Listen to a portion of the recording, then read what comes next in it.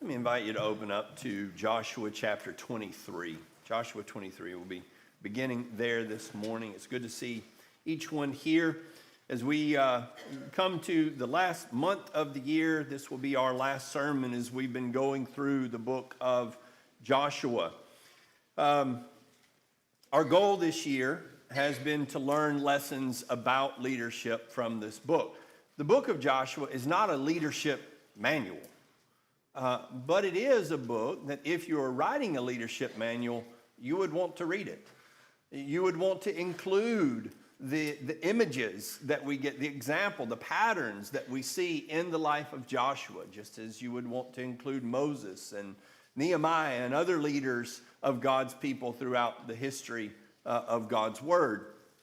And so our effort, as we've made our theme leadership this year, is to look through the lens of leadership and say, what are those lessons? And while they may not be even the primary lessons that are being taught in the narrative, they are at the very least secondary lessons.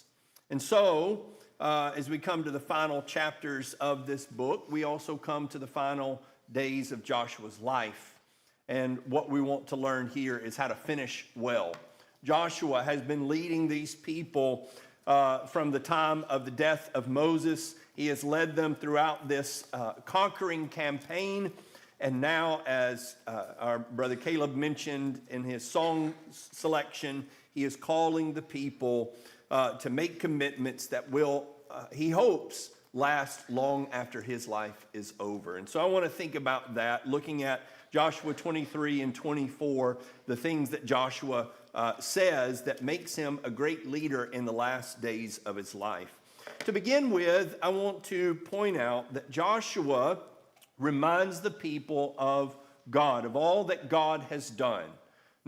He doesn't point to his own prowess in leadership, but rather he points to the one that has led him, the one who deserves the credit above all else. When someone is trying to establish a legacy that people will follow for generations, if they point to themselves, they are pointing to something very temporary. But the greatest legacies, the reason we remember Joshua is not because Joshua said, pay attention to what I've done, but because Joshua points to the thing that's more lasting than himself, right? The thing that will continue on, continue to be true. He points to God. He does that at the very beginning of this farewell address in chapter 23, beginning of verse 1. It says, it happened after many days, after Yahweh had given rest to Israel from all their enemies on every side, and Joshua was old and advanced in years, that Joshua called for Israel, for their elders and for their heads and their judges and their officers, and said to them, I am old and advanced in years, and you have seen all that Yahweh your God has done to all these nations because of you. For Yahweh your God is he who has been fighting for you. To look back over this years-long campaign and to say, I want you to see all of that through the lens of God's victories. Some of those victories were undeniably all God, as you start with Jericho. But some of them would have been much more easy to see as their own efforts, because while it does say here that God is the one that delivered them, and while it does say in Psalm 44, for instance, in verse 1, God, we have heard with our ears, our fathers have recounted us the work that you did in their days, the days of old. You with your own hand dispossessed the nations. You planted them. You afflicted the peoples. Then you cast them out. For by their own sword they did not possess the land, and their own arm did not save them. But your right hand and your arm and the light of your presence, for you favored them. But they did pick up swords, and they did use their arms, and they did participate in this battle. And the important thing for Joshua is that they know that without God, none of those swords would have been successful, that all of their efforts would have failed, like Ai, when they went up to go to war against a lesser people and could not obtain victory by their own strength. This is not false humility. This is not just Joshua saying, yeah, I know that I did a lot, but I just don't want to talk about myself. This is This is true self-awareness. It's not a platitude. It's a reality. And it remains true today. This is certainly what Moses pointed to as they came to the Red Sea in Exodus chapter 14, where they stood at the shores of the Red Sea with the army pursuing them. And Moses' words there in Exodus chapter 14 and verse 13 are, "Do not fear, stand by and see the salvation which Yahweh will accomplish for you today. For the Egyptians whom you have seen today, you will never see them again forever. Yahweh will fight for you and you will keep silent." There is a balance, and we're going to talk about that in just a minute, of recognizing our participation. That participation must always be subservient to the recognition that it is God, it is always God, it is Him start to finish. In 1 Corinthians chapter 15 and verse 10, Paul puts it this way, "By the grace of God, I am what I am. And His grace toward me did not prove vain, but I labored even more than all of them. Yet, not I, but the grace of God with me." Do you see how he sandwiches his own effort in the recognition of it's God? It's He who is at work. It's He who is accomplishing these things. I worked hard, but it's all Him. And so leaders point the results, leaders point the blessings, all of it towards God. And yet there is that balance. That success is rooted in our submission, our participation in what God calls us to. Picking up there in verse 4 of chapter 23, "See," he says, "I have allotted to you these nations which remain as an inheritance for your tribes, with all the nations which I have cut off, from the Jordan even to the great sea toward the setting of the sun. And Yahweh your God, He will thrust them out before you, and dispossess them before you, and you will possess their land, just as Yahweh your God promised you. Be very strong then, to keep and to do all that is written in the book of the law of Moses, so that you may not turn aside from it to the right hand or to the left, so that you will not go along with these nations, these which remain among you, and you will not mention the name of their gods, and you will not make anyone swear by them, and you will not serve them, and you will not bow down to them. But you are to cling to Yahweh your God, as you have done to this day." This is a very simple premise. Serve God and you will be blessed. Serve God and He will deliver you. You will have victory. If you don't, you will be cursed. In Deuteronomy chapter 6 and verse 17, again, Moses has been making this plea to the people all along the way as he is preparing them to enter into the land. In chapter 6 and verse 17 of Deuteronomy, he says, "You should diligently keep the commandments of Yahweh your God and His testimonies and His statutes which He has commanded you. And you shall do what is right and good in the sight of Yahweh, and that it may be well with you, and that you may go in and possess the good land which Yahweh swore to give your fathers, by driving out all your enemies from before you, as Yahweh has spoken." He says, if you do this, if you follow, then you're going to get the reward. But over in chapter 10 and verse 12, it says, "So now, Israel, what does Yahweh your God ask from you? But to fear Yahweh your God, to walk in all His ways, and to love Him, to serve Yahweh your God with all your heart and with all your soul, and to keep the commandments of Yahweh and His statutes which I am commanding you today for your good." That the blessing flows from you doing what Yahweh has called you to.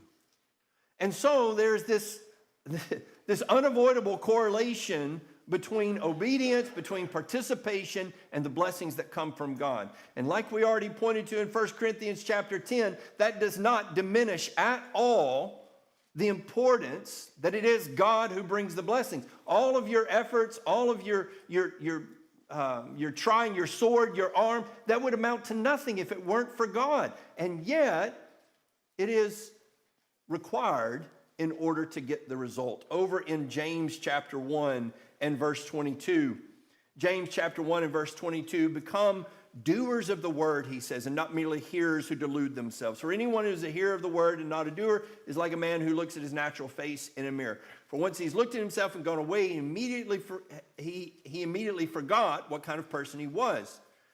But one who looks intently at the perfect law, the law of freedom, and abides in it, not having become a forgetful hearer, but a doer of the work, this man will be blessed in what he does. There is, I think, a tendency to think that the promise that if you do well, God will bless you is an Old Testament promise. And that somehow, especially in the broader religious world, that as you get into the New Testament, there's just kind of a total disconnect between your activity and God's blessing of you. But of course it's all the same. It's always been the same. That God says, do this and I'll do this. This is the promise. This is the relationship. This is the agreement, the covenant. That if you will follow me, I will bless you. Over in 1 John chapter 3 and verse 22, it says, and whatever we ask, we receive from him because we keep his commandments and do the things that are pleasing in his sight. I think there are a lot of people who will come in and they'll say, why does God bless you? And then if you say just what John says, because we keep his commandments. Oh, so it's you. Listen, I'm just saying what John says. Do you think John doesn't think it's God who's doing the blessing, that God who gets the credit? And yet John says because of this, there's a cause and effect relationship. This is not just an Old Testament promise that no longer applies. It's also not the health and wealth gospel, which is what it gets accused of being. It is, I do think, possible to over-literalize this promise, which is, in this life especially, proverbial in nature. But the Proverbs are still true, that if you follow God, you will be blessed. And while there may be exceptions, which is what we're looking at in the book of Ecclesiastes, that does not deny the reality. And I believe that this is simply a creational reality of the world that God has made. If you operate in harmony with God, the Creator, and with the ways that he has created the world, you will be blessed. And you say, well, what about this? Yes, we live in a world that is broken in those creational realities, and so you will find exceptions. That does not make this untrue. Most especially, it doesn't make it untrue, and it's not even just a proverbial, but a definitive truth in the ultimate sense of the word. That you will gain ultimate victory. That you cannot lose in the great battle, the great spiritual battle that is waged around us. And so, he points to God's victories. He says, this is God, and you will continue to receive what you have already received if you continue to participate. And the result is that we never question God's faithfulness. That these people should not have to question God's faithfulness because the point has been reiterated. God will always do what he has promised. Jumping down to chapter 24 and beginning in verse 1, it says, Joshua gathered all the tribes of Israel to Shechem and called for the elders of Israel and for their heads and their judges and their officers. And they presented themselves before God. And Joshua said to the people, thus says Yahweh, the God of Israel, from ancient times your fathers lived beyond the river, namely Terah, the father of Abraham and the father of Nahor. And they served other gods. Then I took your father Abraham from beyond the river and led him through all the land of Canaan and multiplied his seed and gave him Isaac. To Isaac I gave Jacob and Esau I gave Mount Seir to possess it. But Jacob and his sons went down to Egypt. Then I sent Moses and Aaron, and I smote Egypt by what I did in its midst. And afterward I brought you out. And I brought your fathers out of Egypt. And you came to the sea. And Egypt pursued your fathers with chariots and horsemen to the Red Sea. And they cried out to Yahweh. And he put darkness between you and the Egyptians, and brought the sea upon them and covered them. And your own eyes saw what I did in Egypt. And you lived in the wilderness for many days. And then I brought you into the land of the Amorites who lived beyond the Jordan. And they fought with you. And I gave them into your hand. And you took possession of their land. And I destroyed them before you. Then Balak, the son of Zippor, the king of Moab, arose and fought against Israel. And I sent and summoned Balaam, the son of Beor, to curse you. And he sent, rather. And I was not willing to listen to Balaam. So he blessed you repeatedly, and I delivered you from his hand. And you crossed the Jordan and came to Jericho. And the citizens of Jericho fought against you, and the Amorite, and the Perizzite, and the Canaanite, and the Hittite, and the Girgashite, and the Hivite, and the Jebusite. Thus I gave them into your hand. Then I sent the hornet before you, and I drove out the 2 kings of the Amorites from before you, but not by your sword or your bow. And I gave you a land on which you had not labored, and cities which you had not built. And you have lived in them, and you are eating of the vineyards and the olive groves which you did not plant. I love the idea of telling God's story over and over again. This is what Brother Waldron pressed so hard into my mind. You always be telling God's story over and over. And this, brethren, what he does here is he starts all the way, you might say, back at the beginning. Let's go all the way back to Abraham, to when he was beyond the river there with Terah. Let's go back to the very beginning of the story, and let me just take you through the highlights of everything God has done to bring you down to this moment. Can I suggest to you that's the beginning of our story too? That's our history. Abraham is the promise through which we come. We are, in fact, the greatest fulfillment of that promise. And so, if you want to begin our story back at the beginning, then you take it all the way back to Abraham when he is in that land beyond the river. And you take your children all the way through the highlights of everything God has done to bring you down to this moment. That is a story to tell over and over, to remember God's faithfulness. 1 Samuel chapter 12 and verse 24, we see Samuel doing much the same thing as he brings the people to remember that God is faithful. Only fear Yahweh and serve him in truth with all your heart, for see what great things he has done for you. Remember, he is faithful. You don't just serve him because he is the authority, though that would be plenty for him to demand it. You serve him because he deserves it. He has won your trust. And you are unfaithful indeed if you do not return it with gratitude. In Lamentations, Jeremiah reminds the people of this in the lowest of times. It is of particular importance that we point out that God is kind and merciful, that his mercies are new every morning, as Jeremiah would remind us there in the midst of this lament. The loving kindness of Yahweh indeed, kindnesses of Yahweh indeed never cease, for his compassions never fail. They are new every morning. Great is your faithfulness. Yahweh is my portion, says my soul. Therefore I will wait for him. In the midst of saying it's all gone and it's all terrible and it's all smoking ruin, I want everybody to remember this. God is still good, and merciful and kind and faithful. He's not the unfaithful one here. That's not what this is evidence of. It's evidence of our unfaithfulness, not his. Over in Hebrews chapter 10 then, and in verse 23, it says, let us hold fast the confession of our hope without wavering, for he who promised is faithful. And let us consider how to stimulate one another to love and to good deeds. He is faithful. That's what I want to leave with my family. Not like if my family goes and investigates my life, they will find faltering and failure. They will not find it in God.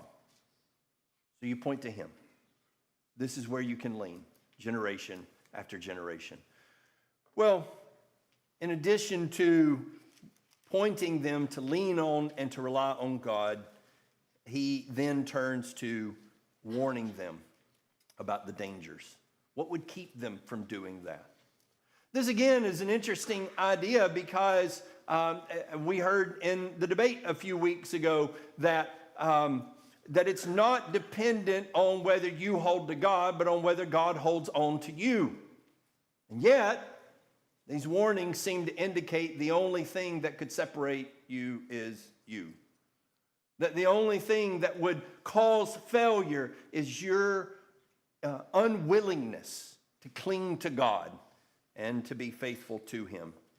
as he begins these warnings, I think one thing to notice is to pay attention to where the danger lies, that Joshua sees what the real problem will be.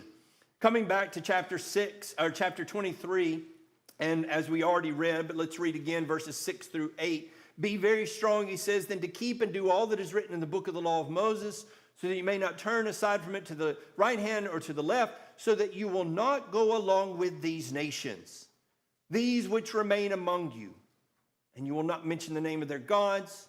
You will not make anyone swear by them. You will not serve them. You will not bow down to them. But you are to cling to Yahweh your God as you have done this day.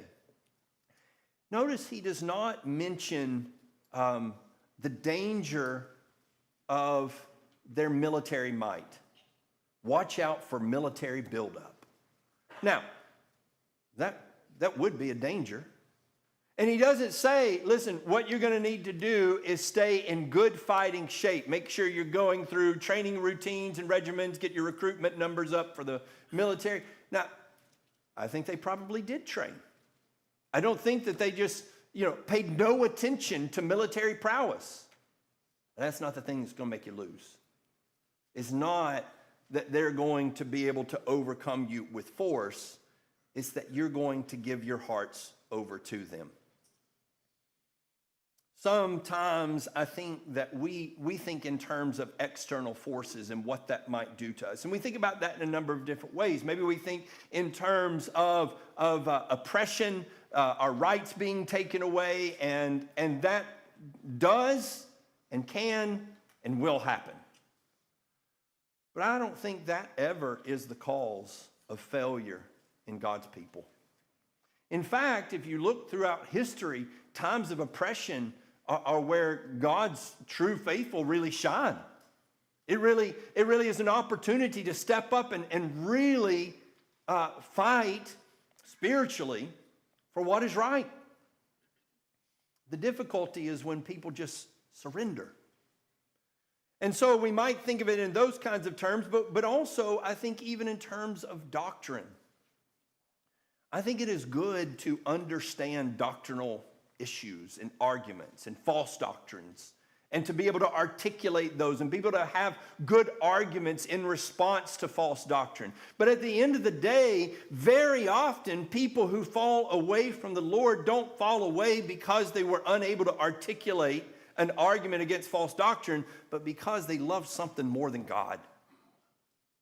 I know people who have preached precise and helpful and discerning lessons about marriage, divorce, and remarriage, and they were lost on that issue, not because they didn't know the truth, but because they loved somebody more than they loved God. And so they used all that articulation and began twisting and turning to find a way to accept a situation. And it had to do with the heart, not the knowledge, not the understanding. And so I think we need to be careful. I think about what Jesus says in Matthew chapter 26 and verse 41, where he says to his disciples there who are with him, keep watching and praying that you may not enter into temptation. The spirit is willing, but the flesh is weak. A few verses earlier, he has told Peter specifically the situation that he is going to fall in. Now, you would think if you've got the situation described that you'd have everything you need. But you see, it's not a matter of the details. It's a matter of Peter's heart's not where it needs to be. He does not have the fortitude that it's going to take. And so being able to describe the specifics, that doesn't matter. In fact, even if he had not had the specifics, if his heart had been in the right place, he would not have fallen. And so we need to make sure that we are seeing where the problem lays. It's not about chasing down every possibility. I was in a study a while back, and somebody said, what do you think is going to be the next major issue that's going to hit churches, that's going to divide churches? I don't know. Probably the one we don't see. Right? But I guarantee you, whatever it is, it'll be a matter of the heart. It'll be a matter of loyalties and allegiances and about what we hold most dear. And that is where we always have to be shoring up. Over in Hebrews chapter 3 and verse 12, it says, "See to it, brothers, that there be not in any of you an evil, unbelieving heart that falls away from the living God. But encourage one another day after day, as long as it is still called today, so that none of you will be hardened by the deceitfulness of sin." Well, he doesn't go into all the specifics of what he means. He says, look, make sure your heart's where it needs to be. That there's no compromise in your devotion to God. That you do not end up faltering and falling into the traps of the other nations who are round about you. So then, the danger here is in influence, not invasion. In Joshua chapter 23, looking back there now in verse 12, he says, "For if you ever turn back and cling to the rest of these nations, these which remain among you, and intermarry with them, so that you go along with them and they with you, know with certainty that Yahweh your God will not continue to dispossess these nations from before you, but they will be a snare and a trap to you, and a whip on your sides, and a thorn in your eyes, until you perish from off this good land which Yahweh your God has given you." Again, he doesn't say they're just going to overpower you. He says you're going to become like them. You're going to surrender yourselves over to them, and then they will have this power over you. What is our greatest danger? It isn't that our rights are in danger. It is all too often that we willingly participate in the destruction of our own souls. There's a guy that I listen to and read from time to time. He talks about how one of his phrases he uses, he says, "This culture will take your religion and hollow it out and wear it as a skin suit." And the idea is that they will go around using the phrases that they know appeal to you, and they will make it seem like they are righteous and compassionate and they are loving, and all the while they have hollowed out the reality of what we believe. And then we participate in it. And we say, yeah, we want to be loving. Yeah, we want to be compassionate, empathetic, all the while betraying God at every turn. This is not to say that I think that what we have to do is cut ourselves off from the world, but that we have to stop mindlessly drinking from it. What we need is eyes and ears that are trained to see what is true and good and beautiful, and then to be able to discern, therefore, from what is false and wicked and ugly. That is not the same thing as putting on blinders and earplugs. And too often, I think that's the course that we try to take maybe with our children. We say, well, I don't want them to be like the world, so I'm going to cut them off so they can't even see the rest of the world. No, I want to train them. Look around. This is the world we live in. Let me show you where the lies are.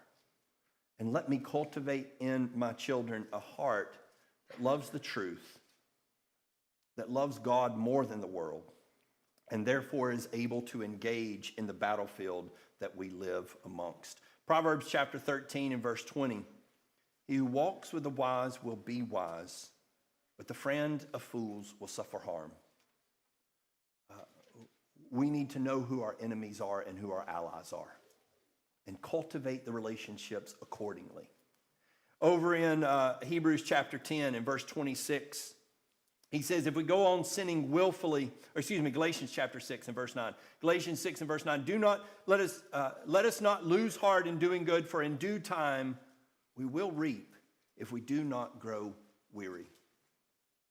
I think about this from this standpoint right here of what causes people to fall. As you read through the letters to the 7 churches of Asia in Revelation 2 and 3, what church do you have the least hope for? For me, it's Laodicea. And Laodicea is the only one that he doesn't say people are coming in to persecute you. You've just surrendered.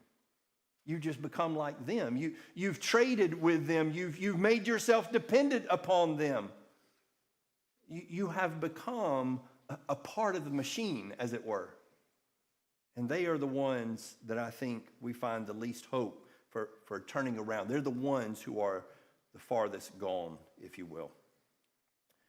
Well, so he warns, first of all, about these dangers, about becoming like the other nations. And then he says, just as God has blessed you, he will surely judge you. Picking up in verse 14 of chapter 24. Now behold, he says, today I'm going the way of all the earth. And you know in all your hearts and in all your souls that not one word of all the good words which Yahweh your God spoke concerning you has failed. All have come to pass.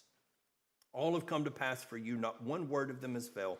And it will be that just as all the good words which Yahweh your God spoke to you will have come upon you, so Yahweh will bring upon you the calamitous words until he has destroyed you from off this good land which Yahweh your God has given you. When you trespass against the covenant of Yahweh your God, which he commanded you, and you go and serve other gods and bow down to them, and the anger of Yahweh will burn against you, and you will perish quickly from off the good land which he has given you. If somebody reads through Joshua 23 and 24, and they think that judgment is the only motivator that Joshua uses, then they haven't read this passage very well. Right? That's not where he started even. He started with, look at all that God has done with you. It's not the primary one. But if somebody reads through this and thinks that judgment is merely mentioning in passing, then they also aren't paying attention. I think it's the exclamation point.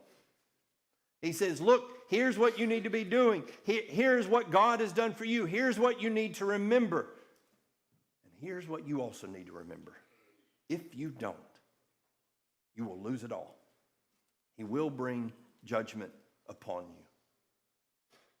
Again, there are people who think that's the way they talked in the Old Testament, but not the New Testament. And surely they have not read all of the New Testament. In Romans chapter 11 and verse 20, he says, with regards to the Jews who have been lost, he says, quite right.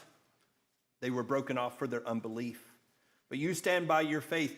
Do not be haughty, but fear. For if God did not spare the natural branches, he will not spare you either. Behold then the kindness and the severity of God. To those who fell severity, but to you God's kindness. If you continue in his kindness, otherwise you will be cut off. Look at Paul just kind of going back and forth, back and forth. There's the goodness. There's the severity. There's the severity. There's the goodness.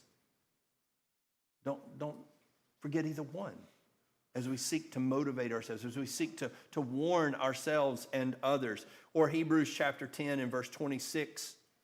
Hebrews chapter 10, the Hebrew writer who has been at such pains to point to the greatness of Jesus, again comes in with the exclamation point, and all of that greatness, remember the greatness of his judgment. For if we go on sinning willfully after receiving the knowledge of the truth, there no longer remains a sacrifice for sin, but a terrifying expectation of judgment, the fury of fire which will consume the adversaries. Anyone who has set aside the law of Moses dies without mercy by the mouth of 2 or 3 witnesses. Of how much worse do you think he will deserve, who has trampled underfoot the Son of God and is regarded as defiled the blood of the covenant by which he was sanctified and has insulted the Spirit of grace? For we know him who said, vengeance is mine, I will repay. And again, the Lord will judge his people. It is a terrifying thing to fall into the hands of the living God. He is not saying that to and about outsiders. He is saying that to people who are in the body of Christ, but who are in danger of leaving. And to keep them in, he says, this is what it looks like out there. So, we heed the warnings. Then finally, he calls them to commitment, which of course we have already pointed to in maybe the most famous portion of Joshua's final speech here. Let's begin reading in verses 14 of chapter 24, picking up there from we read before. Verse 14, he says, "So now fear Yahweh and serve him in integrity and in truth, and put away the gods which your fathers served beyond the river in Egypt, and serve Yahweh. If it is evil in your sight to serve Yahweh, choose for yourselves today whom you will serve, whether the gods which your fathers served, which are beyond the river, or the gods of the Amorites in whose land you are living. But as for me and my house, we will serve Yahweh." And the people answered and said, "Far be it from us that we should forsake Yahweh to serve other gods. For Yahweh our God is he who brought us and our fathers up out of the land of Egypt from the house of slavery, and who did these great signs in our sight and kept us through all the way in which we went among all the peoples through whose midst we passed. And Yahweh drove out from before us all the peoples, even the Amorites who lived in the land. We will serve Yahweh, for he is our God." One of the reasons I think this call is so remembered and beloved is because of its succinctness and power. Here it is. Let's just boil it down. Whose side are you on? And it does boil it down to that. It says we're in a war. And you're on God's side or you're on the side of God's enemies. You can pick now. And of course, he gives the example. I tell you, I know what decision I'm making. I can't make the decision for all of you, but I know what I can do. And for me, and for everybody that I can influence, everybody in my household, this is the decision we're making. That we're going to serve God. And so I leave that choice to you. But then, he does not just simply leave it there. Like a good leader, he challenges what is possibly a frivolous commitment. We read just now the resolve of the people. We will serve Yahweh, for he is our God. Picking up in verse 19, Joshua says, "You will not be able to serve Yahweh, for he is a holy God. He's a jealous God. He will not forgive your transgression or your sins. If you forsake Yahweh and serve foreign gods, then he will turn and do you harm and consume you after he has done you good." And the people said to Joshua, "No, but we will serve Yahweh." And Joshua said to the people, "You are witnesses against yourself, that you have chosen for yourselves Yahweh to serve him." And they said, "We are witnesses. So now, put away the foreign gods which are in your midst, and incline your hearts to Yahweh, the God of Israel."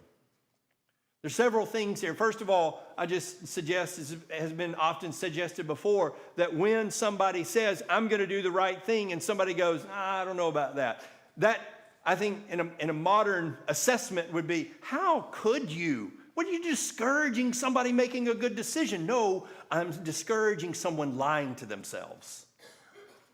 That's what Joshua doesn't want.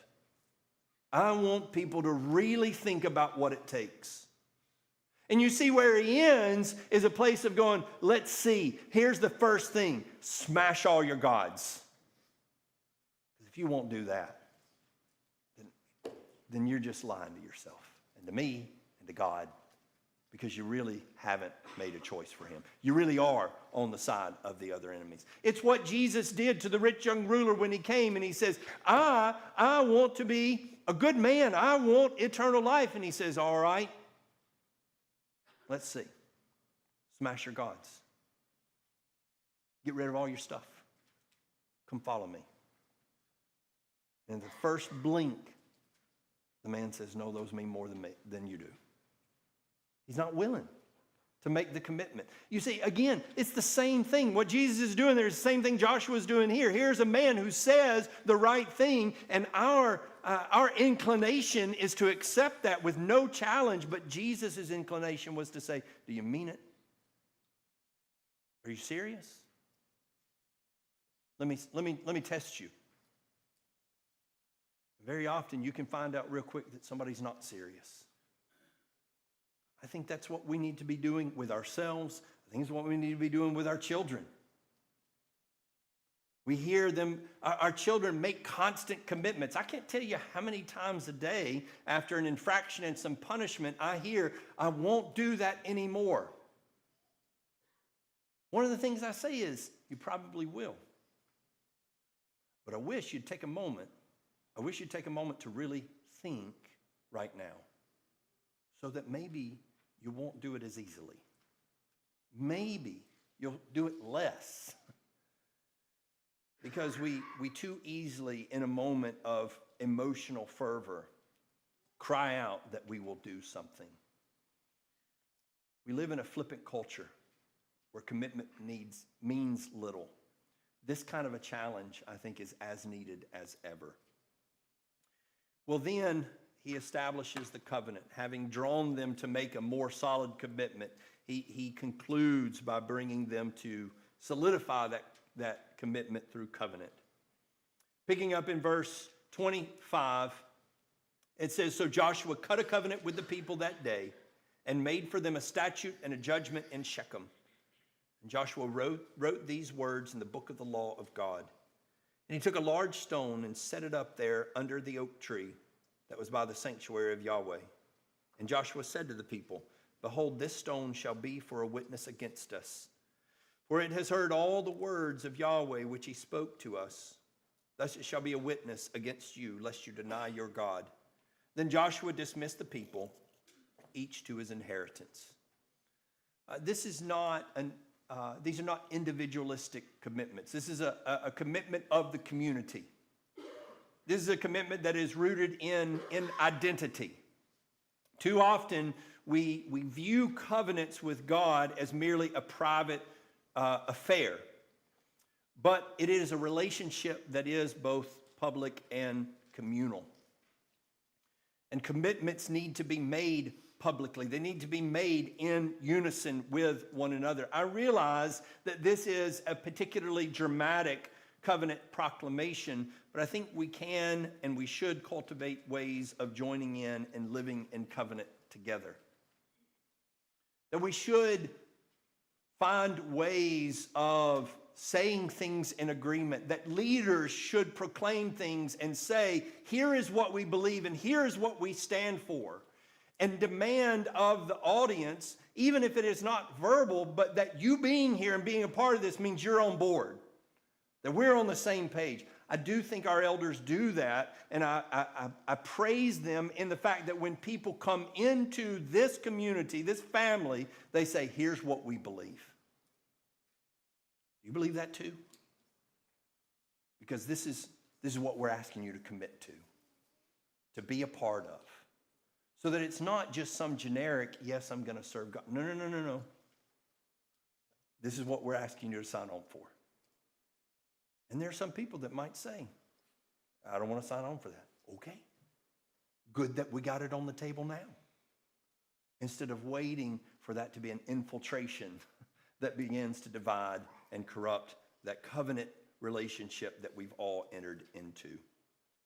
And so we need to think in those kinds of ways. How do we make sure that we are establishing covenants that we can continue to look back to, that we can all say, this is what draws us together, this is what we all stand for. Joshua closes his life work not talking about himself, but by calling God's people back to the things that matter most. He points them to God who has won every victory. He warns them of the dangers that would quietly hollow out their faith. And then he calls them to declare where their allegiance lays. And then he binds that allegiance in covenant. Joshua's call, as we have already indicated, remains our call today. Choose this day whom you will serve. And so the call is to you. You choose. Choose now. Choose while we stand and while we sing.